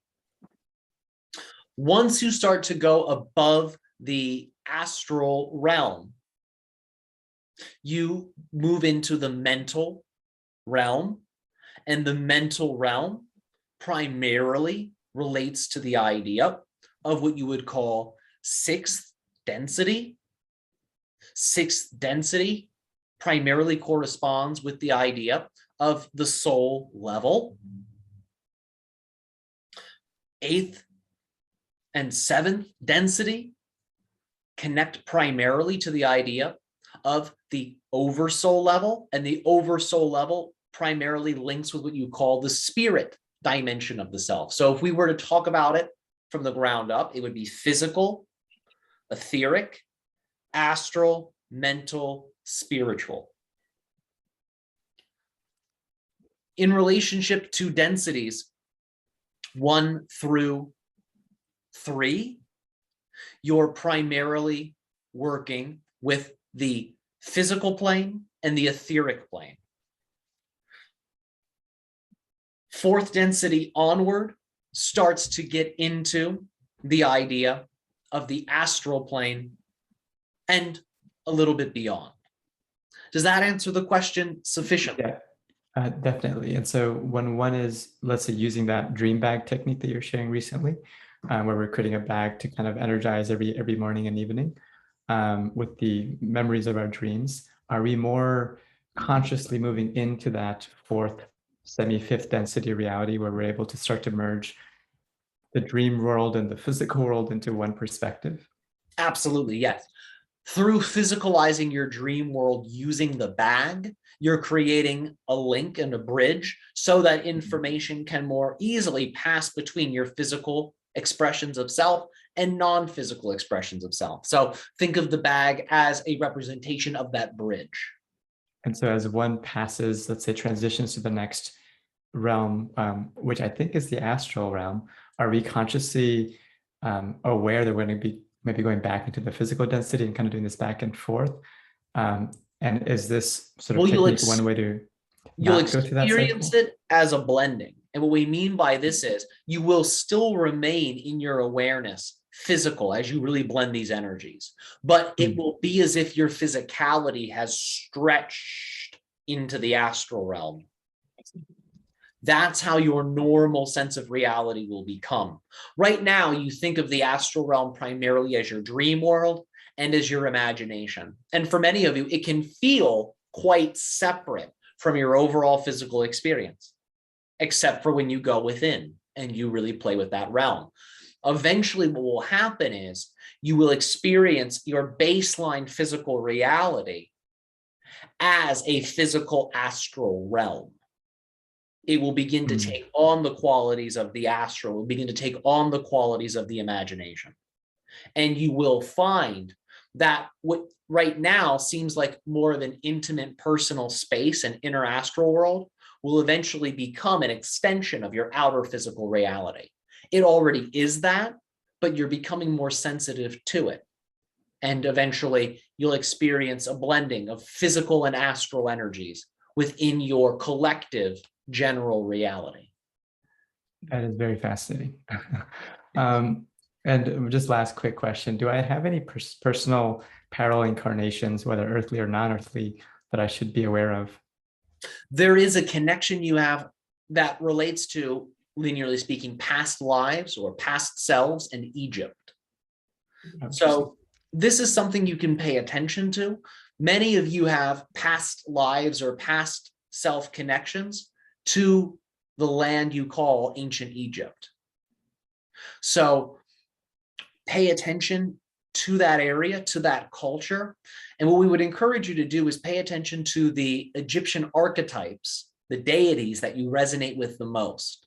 Just take notice of the symbolism and see what qualities really seem to elicit full body energetic activations within you. And simply spend some time connecting to those archetypes. It will awaken your past self's understanding of that archetype through you contemplating the same cultural symbol that this past self also contemplated. Fascinating. Thank you so much, Ryok. It's been a pleasure to interact with you. Absolutely. And so exciting to interact with you as well in this way. Just a time check is 1:55, and we still have 6 more participants in line for questions. All right. Due to the amount of questions, we are unable to accommodate all of the individuals present in relationship to the inquiry.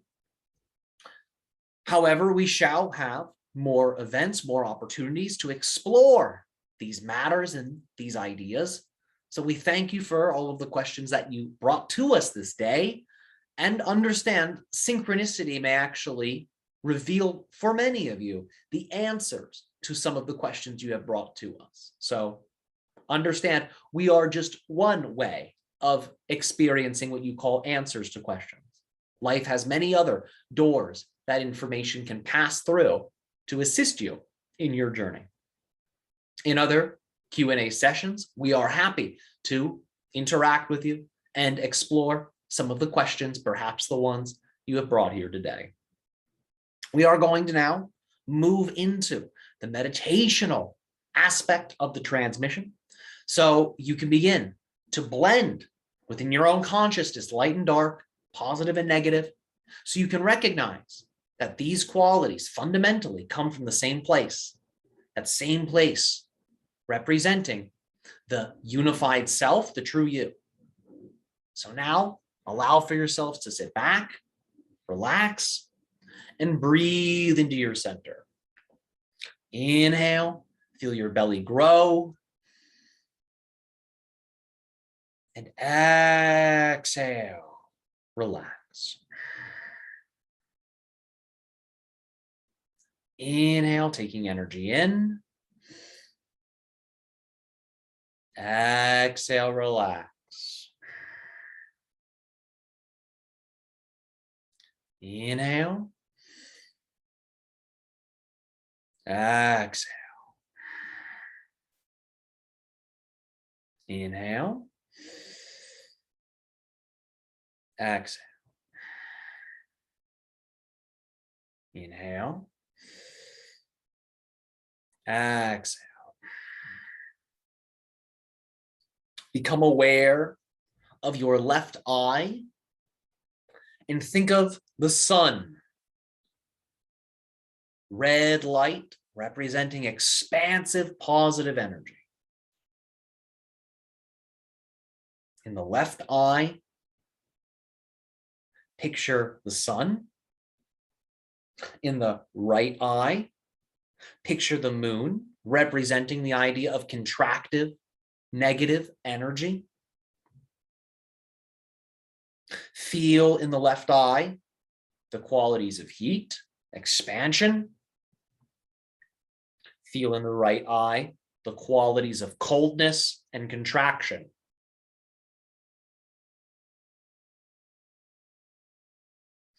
Become aware of your mid-eyebrow,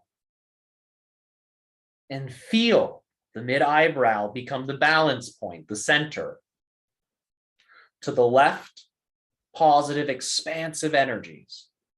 To the right, negative, contractive energies. And feel from your mid-eyebrow an awareness of both the left and right eye. With your eyes closed, look to the left and then the right 18 times.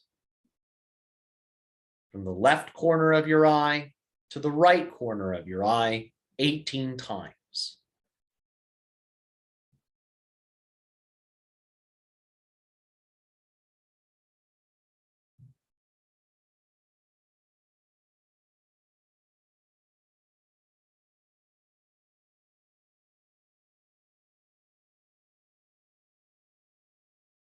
And relax. Feel from the lateral eye movements, your body going deeper. Feel in your eyes how the left and the right eye have become more neutral. Notice how the qualities of the left and right eye now appear to be energetically similar.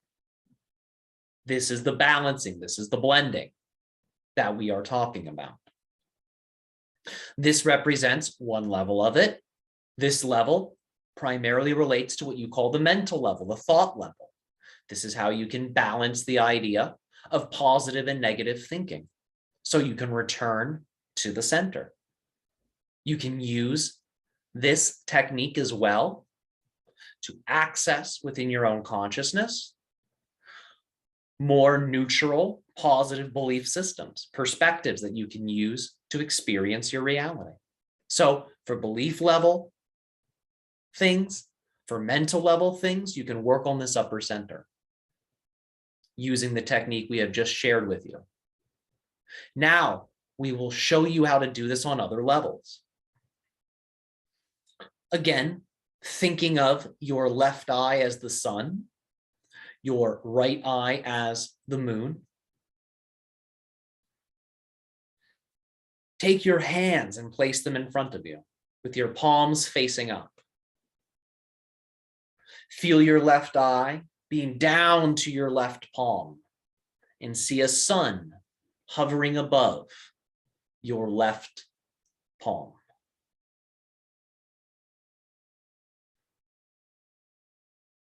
Feel your right eye projecting energy, moonlight, into the right palm and form a moon hovering above the right palm.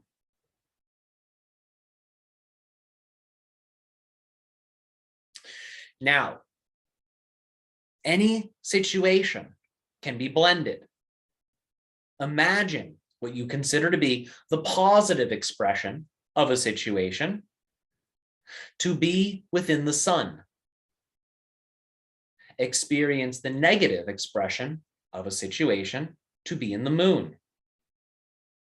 In other words, think of positive qualities relevant to a certain situation, bring them into the center of the sun. Think of the negative qualities relevant to a certain situation and bring them to the moon. Negative qualities go to the moon, positive to the sun. Now, take your left and right hands, sun and moon, and blend the energies. So hold your palms so they're facing each other, seeing the sun on the left, the moon on the right, blending, feeling a neutral center energy between the sun and the moon, and begin to move the hands, spiraling the hands like you're turning a wheel in place. Feel the sun and the moon mixing. Bring your attention into the intersection point between the sun and the moon, between the left and right palm. And breathe into the center. You can see the center as purple energy, for as you know, the red light connected to the sun, mixing with the blue light connected to the moon will produce a violet or a purple, representing the highest color, let's just say, on the color spectrum. And it's also an energy representative of the center. So see between the sun and the moon, this purple energy, the almond sliver of the Vesica Pisces. Inhale into the purple energy as you spiral the hands. And feel and see the purple energy getting brighter. Feel your love, your appreciation, your joy going into the purple light, smiling, breathing into it. And exhale, relax. Noticing how the sun and the moon have become once more energetically similar, blended, more neutral. Take this neutralized sun and moon energy and bring it inward towards your navel. So take the sun and the moon and the purple energy between and inhale it into the navel center.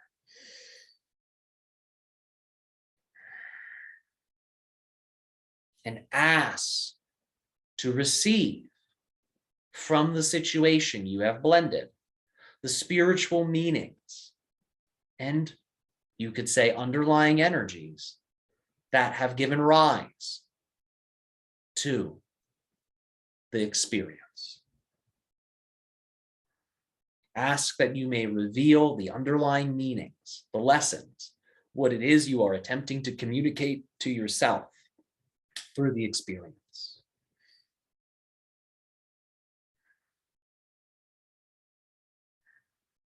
Breathing into your center,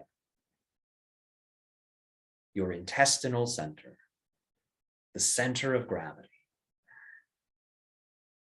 Feeling things becoming even more neutral.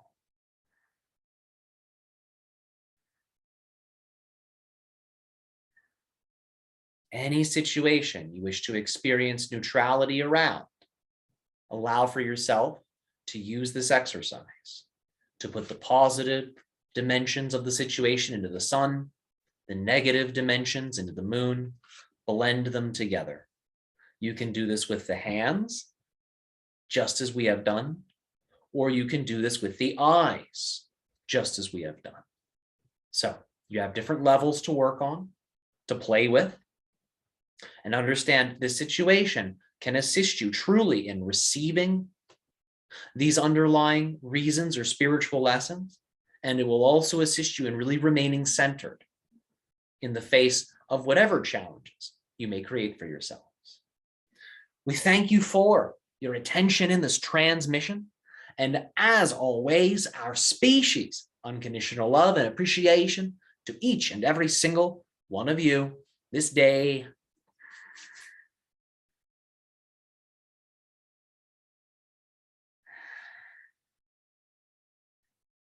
All right. Welcome back, Tyler. Yeah, thank you, everyone. We were packed with questions. Yeah, we definitely, I think, pushed it with questions in a good way, where we sort of went past the limit of just one question per person, which I sort of wanted to do. I wanted to see how that would flow, because I know sometimes people bring quite a few questions, but we may return to that one question per person protocol just so everybody can have an opportunity. But for everyone that did ask questions, thank you for bringing your questions. I hope the answers were insightful. I hope you were able to really receive a lot from this session. I hope it was clarifying and that it assisted you really in learning how to blend these polarities, because they do all come from the same place. So if we return to the origin, we return to the aspect of divine consciousness that's creating the polarity. Yes, and the transmission was beautiful as well. Thank you so much, Tyler. Oh, thank you. Yeah, it's so fun to do these, and I truly hope that this was insightful. I'm just going through some of the questions. Let's see.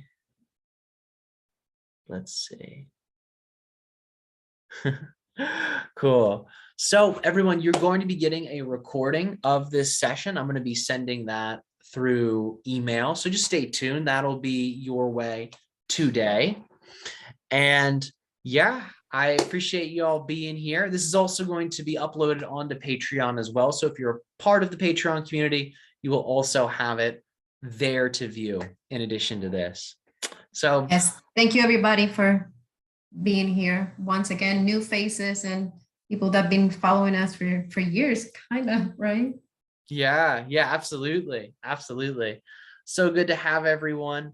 And I am so excited to do more of these with you. We're going to be getting more in for November. And also in November too, I'll announce this here. I'm going to be doing an advanced Qigong workshop where we're going to be opening up the energy body, expanding the senses, and working with directional energies, because the theory is the 6 directions that are around us are sort of like the portals or doorways where information from other realities most easily reaches us. So knowledge, wisdom, energy from the cosmos will access our personal energy through one of the 6 directions. So in this workshop, we're going to be going over how to access the 6 directional energies, how to use the 6 directions to send energy out and bring energy in.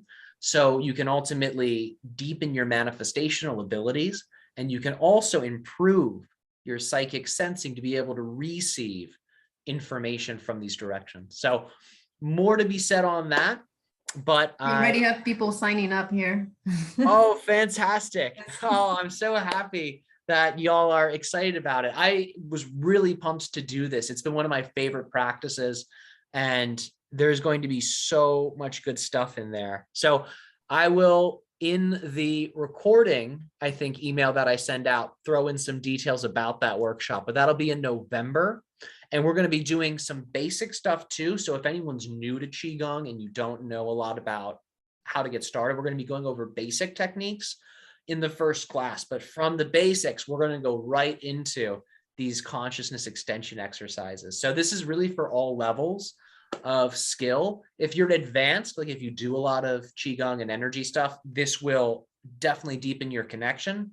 And if you're new, this is going to really develop you in some powerful ways. So lots to look forward to there, everybody. So I will make the announcement soon. We'll get some videos out. But my friends, thank you for being here with me today. So nice to experience this connection with all of you. And I will be in touch. Take care. Beautiful. Bye-bye. Thank you. Thank you. Bye. Thank you, everybody. Yep, Goodbye. thanks, guys.